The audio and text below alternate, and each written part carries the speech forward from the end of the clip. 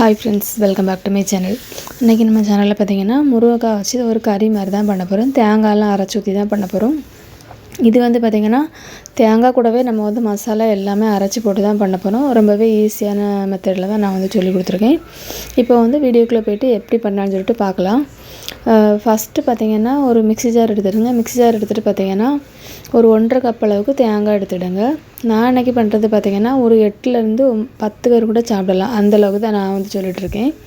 First தேங்காய் போட்டாச்சு. தேங்காய் போட்டதுக்கப்புறம் பார்த்திங்கன்னா ஒரு 1/2 டீஸ்பூன் அளவுக்கு ஜீரகம், அப்புறம் ஒரு 1/2 டீஸ்பூன் அளவுக்கு மஞ்சள் பொடி, ஒரு 2 டீஸ்பூன் அளவுக்கு வத்தல் பொடி, 1 டேபிள் ஸ்பூன் அளவுக்கு மல்லிப்பொடி, கொஞ்சமாக தண்ணி ஊற்றி நல்லா பேஸ்ட் மாதிரி அரைச்சி எடுத்துடுங்க. இப்போ பார்த்திங்கன்னா நல்லா வந்து அரைச்சி எடுத்தாச்சு. நான் வந்து ஃபஸ்ட்டு அரைக்கும் போது பார்த்திங்கன்னா இதில் வந்து வெள்ளைக்கூடு வந்து போடுறதுக்கு வந்து மறந்துட்டேன். அதனால் வந்து திரும்ப வந்து ஒரே ஒரு பல் வெள்ளைக்கூடு மட்டும் போட்டுட்டு இதை வந்து தண்ணி எதுவுமே ரெண்டாவது நம்ம வந்து ஊற்ற வேண்டாம். நல்லா வந்து அரைச்சி எடுத்துக்கிடலாம். இப்போ வந்து அரைச்சி எடுத்தாச்சு. இது அப்படியே இருக்கட்டும். இப்போ வந்து முருங்கைக்காய் கறி பண்ணுறதுனால நம்ம வந்து முருங்கைக்காய் எடுத்துக்கலாம். இதில் நான் வந்து ஒரு 20 முருங்கைக்காய் சைஸ் வந்து சின்னதாக கட் பண்ணி வந்து எடுத்திருக்கேன். அந்த லாஸ்ட்டு போகிறது வந்து சின்னதாக இருக்கும். அதை வந்து நம்ம வந்து 2ஆக கட் பண்ண வேண்டாம், முழுசாகவே நம்ம வந்து எடுத்துக்கிடலாம். அது வந்து சீக்கிரமாகவே வெந்துடும். அதனால் நம்ம வந்து அப்படியே போட்டுக்கிடலாம். இப்போ வந்து அடுப்பில் வந்து ஒரு பாத்திரம் வச்சுடுங்க. பாத்திரம் வச்சுட்டு இதில் வந்து முருங்கைக்காய் எடுத்து போட்டுருங்க. போட்டுட்டு பார்த்திங்கன்னா இதில் வந்து ஒரு 1/2 கப் அளவுக்கு மட்டும் தண்ணி ஊற்றினா போதும். அளவுன்னு பார்க்கும்போது வந்து நம்ம வந்து அந்த முருங்கைக்காய் வந்து மூழ்கிற அளவுக்கு மட்டும் தண்ணி ஊற்றினாலே போதும்.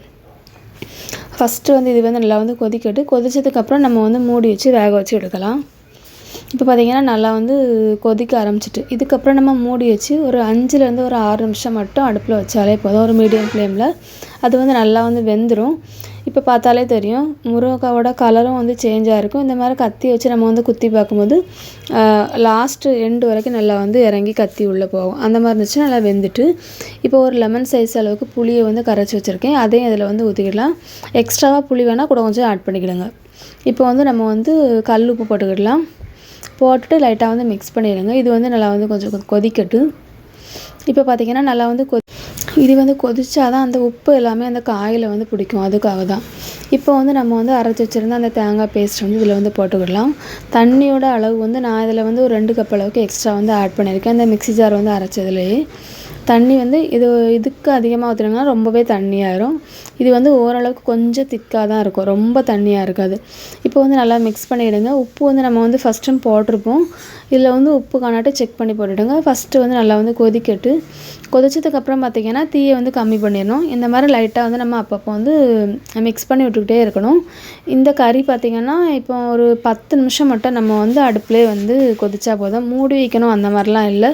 நம்ம வந்து ஓப்பன்லேயே வந்து நல்லா கொதிக்க வச்சிடலாம். லாஸ்ட்டாக பார்த்திங்கன்னா அந்த முருங்கைக்காய் வந்து மேலே வந்து மிதந்து வந்துடும். அப்போ வந்து ஓரளவுக்கு அது வந்து நல்லா வந்து கொதிச்சிட்டு இப்போ வந்து அடுப்பில் வந்து ஒரு பாத்திரம் வச்சுட்டு பார்த்திங்கன்னா ஒரு 2 டேபிள் ஸ்பூன் அளவுக்கு எண்ணெய், கடுகு போட்டு நல்லா வெடிச்சதுக்கப்புறம் ஒரு 1 டீஸ்பூன் அளவுக்கு உளுந்து, ஒரு காஞ்ச வத்தல், இதை அடுப்பை வந்து ஆஃப் பண்ணி எடுத்துடுங்க. இறக்கி வச்சுட்டு லாஸ்ட்டாக வந்து நம்ம வந்து கருவேப்பிலை போட்டுக்கலாம். அடுப்பில் தீயில் இருக்கும்போதே போடும்போது கருகிரும். அதனால தான் இந்த மாதிரி கறியெல்லாம் பண்ணும்போது பார்த்திங்கன்னா லாஸ்ட்டாக வந்து நம்ம வந்து தாளித்து ஊற்றும் போது அந்த கறியோட டேஸ்ட்டே ரொம்பவே நல்லாயிருக்கும்.